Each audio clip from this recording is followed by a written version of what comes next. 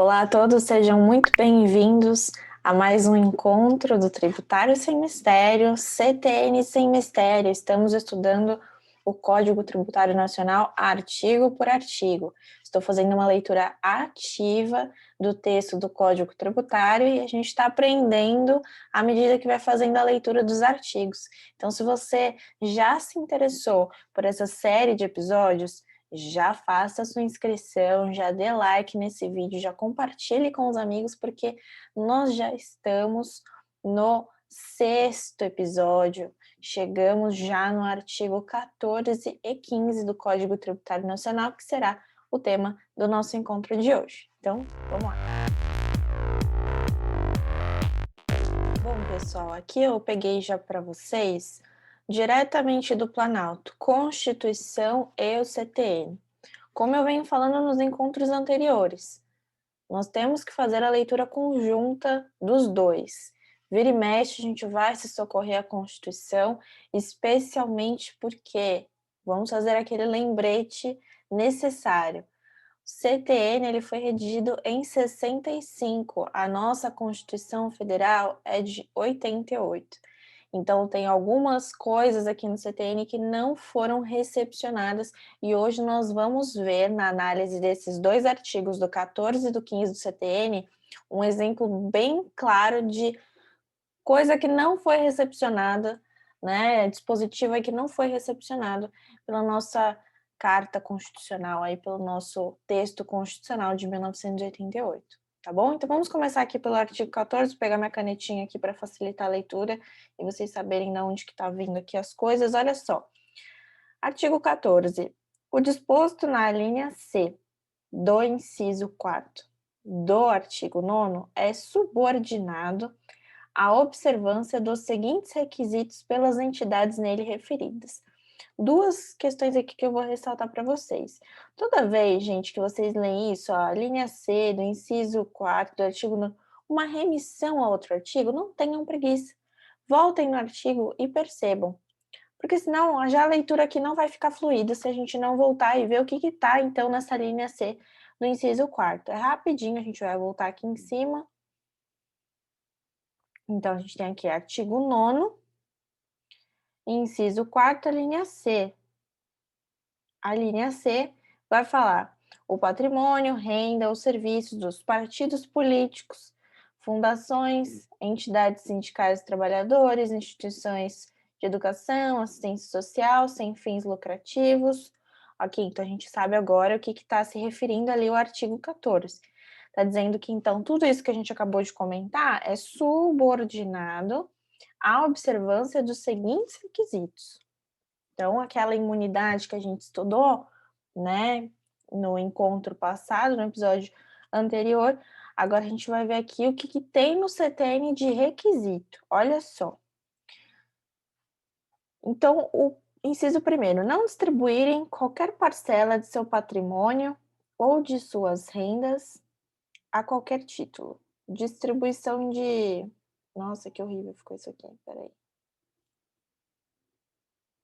Deixa eu deixar mais opaco, né?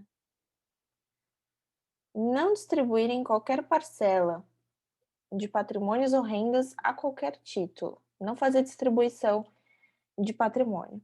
Aplicarem integralmente no país os seus recursos na manutenção dos seus objetivos institucionais. Lembra que eu falei para vocês no episódio passado aquele caráter de essencialidade e foco total na atividade que aquela instituição desempenha? Inciso terceiro, manterem a escrituração de suas receitas e despesas em livros revestidos de formalidades capazes de assegurar sua exatidão. Escrituração, gente, nada mais é do que as obrigações acessórias. Então, lembra que quando a gente fala, por exemplo, de imunidade, a gente está falando de imunidade da obrigação principal, que é o pagar. Agora, o fazer, deixar de fazer, que seria aí, no caso, manter as escriturações fiscais em dia, né? Então, você fazer emissão de nota fiscal, por exemplo, se for o caso. Essas obrigações acessórias, tal como está aí nesse inciso terceiro, de manter escrituração de receita e despesa nos livros, tudo ok?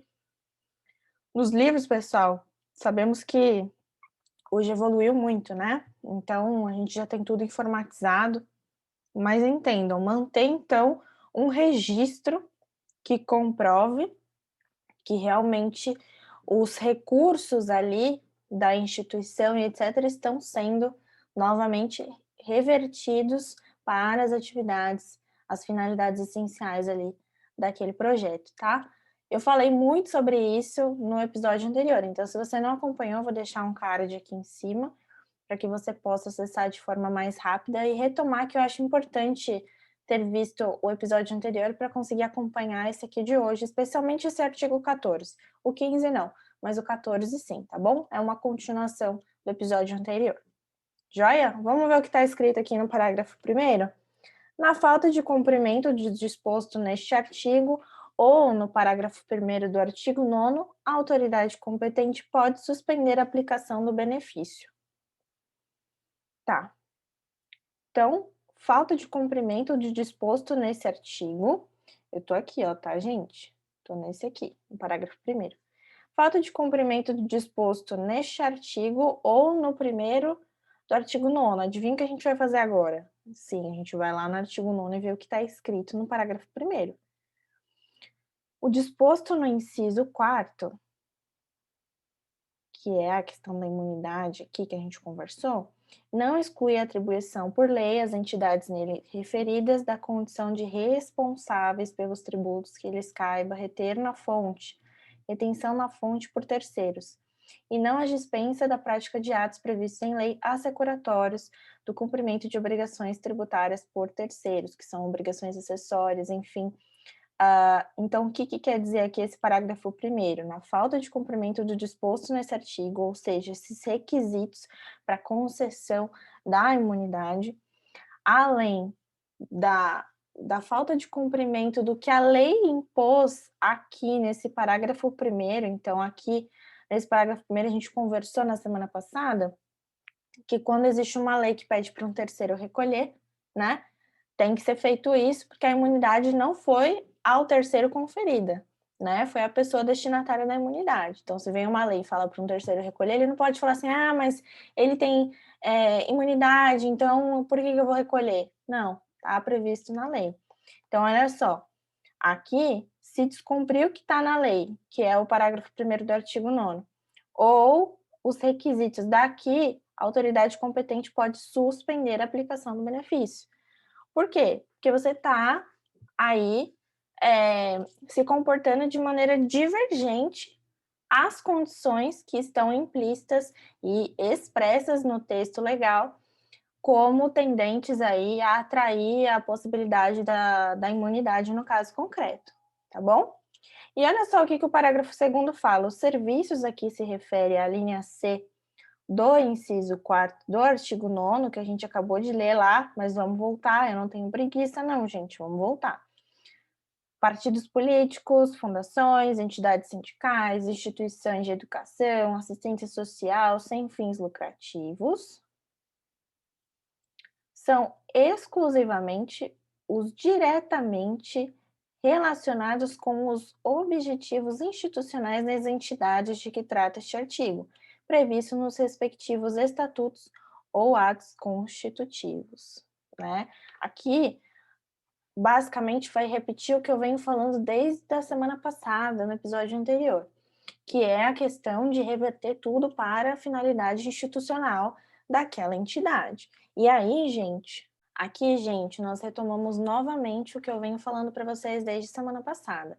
Foco na atividade, na finalidade essencial daquela entidade. E olha aqui muito importante essa parte aqui, ó, estatuto e atos constitutivos. Por quê? O estatuto daquela entidade, ela vai prever o que de fato são finalidades institucionais daquela entidade.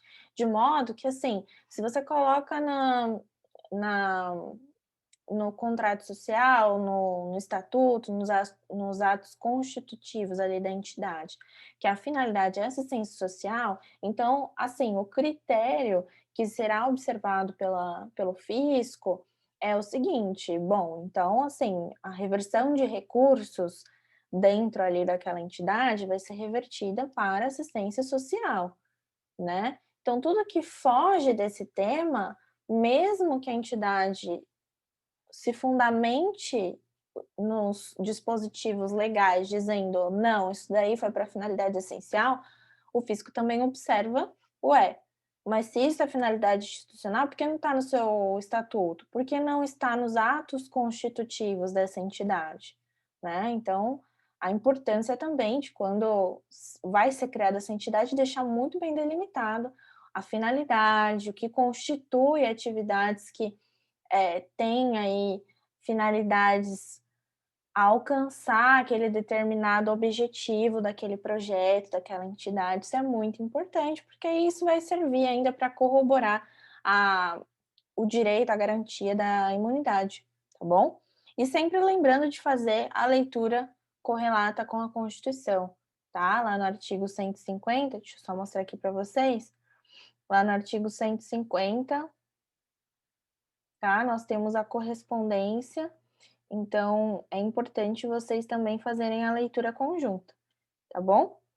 Olha só, aí a gente chega no artigo 15, que também é muito importante, e aí agora a gente vai conversar sobre essa questão de recepção ou não. Porque olha só o que está escrito aqui, gente. Somente a União, vou até mudar a cor do marca-texto, para a gente facilitar e saber dividir bem as leituras do que a gente está falando agora. Somente a União, nos seguintes casos excepcionais, pode instituir empréstimos compulsórios. Então, agora a gente vai falar sobre empréstimos compulsórios. Fiquem atentos nos incisos. Primeiro, guerra externa ou sua iminência. Calamidade pública. Então, é guerra externa ou sua iminência. A outra é calamidade pública que exige auxílio federal impossível de atender com os recursos orçamentários disponíveis. Conjuntura que exija absorção temporária de poder aquisitivo. A lei fixará obrigatoriamente o prazo do empréstimo e as condições de seu resgate, observado no que for aplicável disposto nessa lei. O prazo e as condições do resgate. Então, assim, algumas premissas iniciais. Algumas premissas iniciais para a gente começar a conversar sobre isso. Primeiro, empréstimo pressupõe o quê? Que você vai emprestar e que você vai devolver. Então, o empréstimo compulsório é um tipo de cobrança que, em tese, a gente tem de volta. Então, a gente paga, mas a gente depois vai ter de volta, porque é um empréstimo. Mas é um empréstimo compulsório por quê? Porque é um empréstimo que eu não tenho condição de dizer sim ou não. Vai ser compulsório, eu vou ter que pagar, mas eu tenho esse direito de restituir. E tem prazo, tudo bonitinho, as condições em que eu vou receber esse valor de volta, que é previsto em lei, como a gente acabou de ler aqui, né?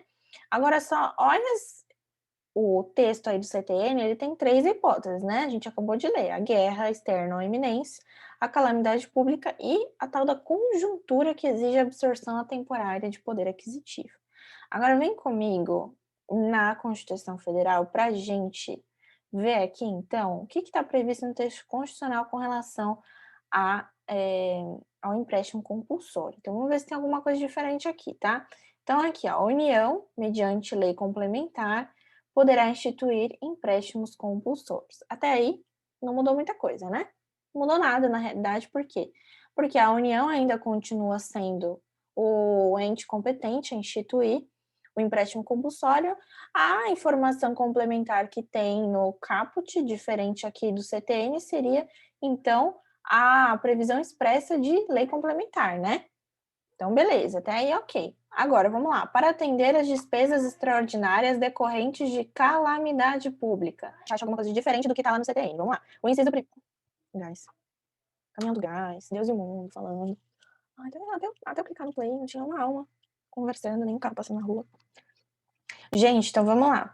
O inciso primeiro vai falar assim, ó, para atender as despesas extraordinárias decorrentes de calamidade pública, de guerra externa ou a sua iminência. Depois, no caso de investimento público de caráter urgente de relevante interesse nacional, observado o disposto no artigo 150, inciso 3º, a linha B. Parágrafo único. A aplicação dos recursos provenientes de empréstimo compulsório será vinculada à despesa que fundamentou a sua instituição. Olha só quanta coisa a gente vai conversar aqui. Primeiro, cadê a tal da conjuntura? Que a gente viu no inciso 3º aqui do CTN. Cadê essa tal de conjuntura aqui? Então, esse é o primeiro recado que eu tenho que dar para vocês. Cuidado ao ler o CTN. O CTN foi redigido, né, foi publicado em 65, a nossa Constituição de 88. Muita coisa mudou. Então, tem coisas no CTN que não foram recepcionadas pelo nosso texto constitucional de 88, e um exemplo disso é o inciso 3º. E o curioso, e aí curiosidade histórica, para vocês saberem um fato concreto e conseguir guardar na cabeça que não existe mais esse critério com relação ao empréstimo compulsório. E aí eu vou dar um exemplo para vocês de um caso concreto que aconteceu que demonstra aí que esse inciso 3º não foi recepcionado pelo nosso texto constitucional de 88, tá? E aí vocês vão lembrar dos parentes de vocês. Os parentes de vocês provavelmente, e eu tenho até alunos que viveram isso presencialmente na pele, que foram vítimas do confisco das cadernetas de poupança lá na época do Plano Collor, né? Em 90, se eu não me engano. Veja que em 90, o texto constitucional de 88 já era vigente, mas um dos fundamentos daquele confisco foi o inciso 3º do artigo 15 do CTN. Ou seja, foi se utilizado como fundamento daquele confisco, né, das poupanças, o inciso 3º, que foi feito uma antecipação, um empréstimo compulsório dos contribuintes para então aí combater a inflação e etc. Mas olha só que absurdo, né? Eles se utilizaram de um fundamento que está no CTN, mas que não foi recepcionado pela nossa Constituição, e à época que aquilo aconteceu já era declarado inconstitucional e não recepcionado, melhor dizendo, não recepcionado pelo texto constitucional de 88. Então, lembra do Collor, lembra que não pode, e descarta esse inciso 3º aqui. Por quê? Porque esse inciso 3º ele não tem mais aplicabilidade no nosso sistema, tá bom? Então, tomem cuidado na hora de fazer a leitura do CTN, ele tem que ser estudado em consonância aí com o texto constitucional, tem que ser lido juntinho, é um casalzinho, tem que ler ele e tem que ler a Constituição, para a gente identificar aí o que não está vigente, já está ultrapassado, já não foi recepcionado pelas premissas e tudo que o nosso texto constitucional de 88 defende atualmente, tá bom? Mas olha só, voltando lá então, a gente tem a oportunidade de instituir empréstimo, a gente não, né? O poder público, a União especificamente, tem a possibilidade de instituir para atender despesa extraordinária decorrente de calamidade pública, de guerra ou sua iminência. Guerra aí, toma cuidado. A guerra é aquele conflito armado internacional. Não é qualquer fuzuê, não é rua fechando que já se considera uma guerra, tá bom? Há essas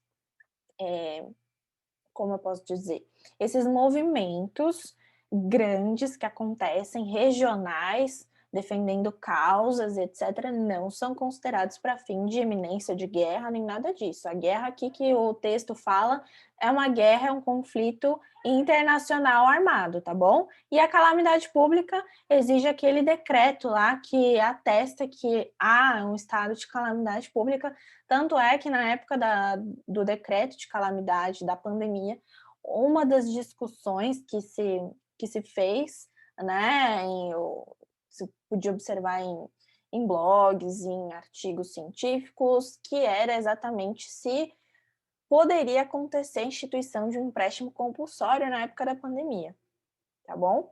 E aí a gente se ateve, pelo menos boa parte aí da comunidade jurídica se ateve aos critérios constitucionais. Primeiro, União, lei complementar, que isso não poderia vir de iniciativa municipal, por exemplo, né? União, lei complementar, enfim, a gente acabou falando sobre esse tema, vocês podem até pesquisar se quiserem fazer algum trabalho com relação a isso, tá bom? Mas vamos continuar. Aqui o inciso 2º fala de investimento público de caráter urgente e de relevante interesse nacional, não regional. Perceba que tem que ser algo mais abrangente, né? algo mais abrangente, realmente urgente, realmente relevante, algo que afete a nível nacional. Percebam que as hipóteses desses incisos do 148, elas são bem graves, gente, porque imagina se assim não fosse, qualquer coisa seria motivo para pedir emprestado de forma compulsória dinheiro nosso, dinheiro do contribuinte. Aí seria realmente uma farra, porque qual a chance realmente da gente receber de forma célere, né, num tempo justo, a devolução desse empréstimo compulsório? Eu posso colocar como exemplo para vocês a questão dos precatórios hoje. Tem gente que está anos esperando, tem gente que morre esperando o precatório, né? Então, a gente pode fazer uma analogia se fosse a questão de empréstimo compulsório. Então, por este motivo, são circunstâncias realmente mais graves, tá? Realmente que não tem jeito, assim, é uma sobreposição de princípios. É a vida, no caso da guerra externa iminência, seria assim, a vida em prol de dinheiro, de recursos. Então, eu preciso arrumar de algum jeito recursos, porque eu não tenho nada disponível, preciso de recursos para em prol da vida, salvar a vida de pessoas, ter condições ali né, de se comportar ali na guerra, defender o meu estado, o meu país, enfim, tá bom? E o parágrafo único diz respeito à vinculação, ou seja, não é um empréstimo que acontece, eu aplico em qualquer lugar. Espera lá, você institui um empréstimo compulsório com a fundamentação, com o motivo de calamidade pública. Então, todo aquele recurso arrecadado, ele tem que ser direcionado a resolver as questões de calamidade pública. Saúde, educação, desde que esteja adstrito à questão da calamidade pública, ok. Agora, pagar não sei quem, pagar servidor, pagar não. Tem que ser demonstrado pelo ente público, aí tem que ser demonstrado pela União que de fato houve aplicação por demandas que decorreram do estado de calamidade pública. Para guerra, é para guerra, não é para Zé, Maria, José, não, é para guerra, tá? Então tem essa vinculação. Não é como, por exemplo, vou dar só um exemplo para vocês poderem associar. O imposto, ele é uma espécie tributária não vinculada. Então, quando arrecada o IPTU, o município, ele aplica em qualquer lugar que ele quiser, não precisa ser necessariamente para deixar a rua lisinha, bonitinha, sem buraco, tá? Por quê? Porque o imposto ele é não vinculado, então ele vai para um cofre geral lá do município e o município aplica onde ele quiser. Agora, o empréstimo compulsório, não, ele tem esse caráter vinculado. Então, pelo motivo que ele nasceu, os recursos auferidos vão ser aplicados neste motivo, tá bom? E aí, gente, o último alerta que eu vou fazer aqui para vocês é com relação a isso aqui, ó. Então, nesses casos, a gente vai aplicar anterioridade na lei que instituir o empréstimo compulsório de caráter urgente, de relevante interesse nacional, no caso dos investimentos, tá? No caso dos investimentos, o contribuinte tem um respiro. Vamos lá ver. Então, ó, exercício financeiro seguinte. Aqui, então, se a instituição em 2021 eu só posso exigir do contribuinte em 2022, certo? Mas se houver a instituição no último dia de 2021, eu posso perfeitamente em 1º de janeiro já cobrar do contribuinte esse empréstimo compulsório. Por quê? Porque não precisa respeitar a anterioridade nonagesimal, apenas a anual, tá? Por que é feito isso no caso de investimento público? Porque apesar de ser urgente e relevante, ele ainda dá para esperar.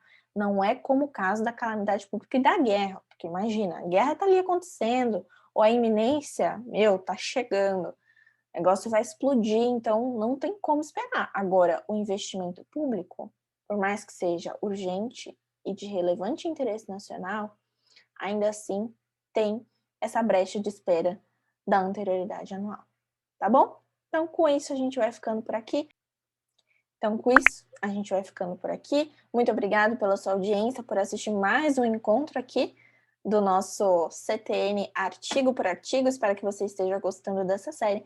E qualquer dúvida, deixe nos comentários, sem medo. Eu vou adorar responder sua pergunta e quero mesmo que ela seja feita aqui de forma pública, para que todas as pessoas consigam ler e também consigam aprender com a sua colaboração, que é sempre muito bem-vinda por aqui, tá bom? Esse lugar aqui não é um lugar em que eu transmito como uma dona da verdade.